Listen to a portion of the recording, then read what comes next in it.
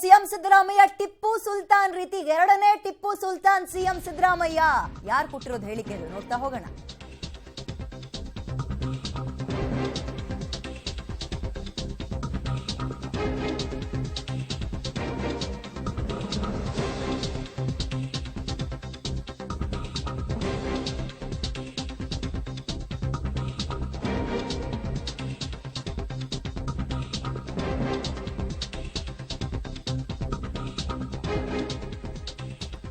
ಟಿಪ್ಪು ಸುಲ್ತಾನ್ ಏನ್ ಆಡಳಿತ ಕೊಟ್ಟಿದ್ರು ಅದನ್ನೇ ಇವರು ಮಾಡ್ತಾ ಇದ್ದಾರೆ ಅಂತ ಪರಿಷತ್ ಸದಸ್ಯ ಎನ್ ರವಿಕುಮಾರ್ ವಾಗ್ದಾಳಿ ನಡೆಸಿದ್ದಾರೆ.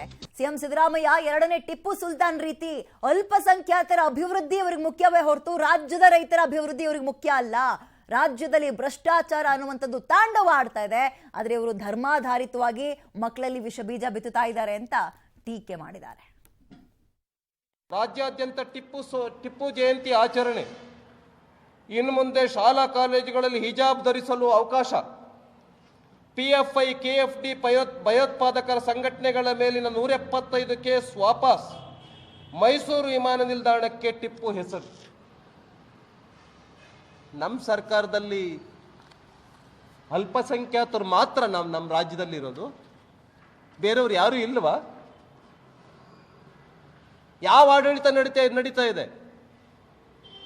ರಾಜ್ಯದಲ್ಲಿ ಸಿದ್ದರಾಮಯ್ಯ ಅವರ ಆಡಳಿತ ನಡೀತಾ ಇದೆಯೋ, ಟಿಪ್ಪು ಸುಲ್ತಾನ್ ಅವರ ಆಡಳಿತ ನಡೀತಾ ಇದೆಯೋ?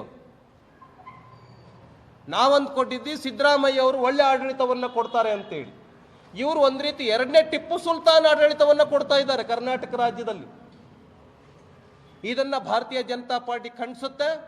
ಬರ್ತಕ್ಕಂಥ ದಿನಗಳಲ್ಲಿ ಈ ಒಂದು ವಿಷಯವನ್ನ ನಾವು ಚರ್ಚೆಗಿಡ್ತೇವೆ, ಸಮಾಜದಲ್ಲಿ ದೊಡ್ಡ ಹೋರಾಟವನ್ನು ಮಾಡ್ತೇವೆ. ಈ ಒಂದು ನಿರ್ಧಾರವನ್ನು ವಾಪಸ್ ಪಡಿಬೇಕು ಅಂತೇಳಿ ನಾವು ಮಾನ್ಯ ಮುಖ್ಯಮಂತ್ರಿಗಳಲ್ಲಿ ವಿನಂತಿಯನ್ನ ಮಾಡ್ತೇವೆ.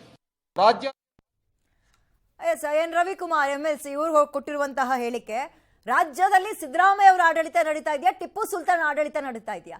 ಅಲ್ಲಿ ನೋಡಿದ್ರೆ ಮೈಸೂರಲ್ಲಿ ಎಲ್ಲದಕ್ಕೂ ಟಿಪ್ಪು ಹೆಸರಿಡಬೇಕು ಅಂತಾರೆ, ಮತ್ತೊಂದ್ ಕಡೆ ಟಿಪ್ಪು ಜಯಂತಿ ಆಚರಣೆ ಮಾಡ್ತೀವಿ ಸ್ಕೂಲ್ ಕಾಲೇಜಲ್ಲಿ ಅಂತಾರೆ. ಇದರ ನಡುವೆ ರಾಜ್ಯದ ರೈತರ ಅಭಿವೃದ್ಧಿ ಇವ್ರಿಗೆ ಬೇಡ, ಅಲ್ಪಸಂಖ್ಯಾತರ ಅಭಿವೃದ್ಧಿಯೇ ಇವರ ನಿತ್ಯ ಕಾಯಕ ಆಗ್ಬಿಟ್ಟಿದೆ, ಧರ್ಮದ ಆಧಾರದಲ್ಲಿ ಹೊಡಿತಾ ಇದ್ದಾರೆ, ತಿಂತೀರಿ ಅನುಭವಿಸ್ತೀರಿ ನೀವು ಲೋಕಸಭಾ ಚುನಾವಣೆಯಲ್ಲಿ ಅನ್ನೋ ಧಾಟಿಯಲ್ಲಿ ಮಾತಾಡಿದ್ದಾರೆ ರವಿಕುಮಾರ್.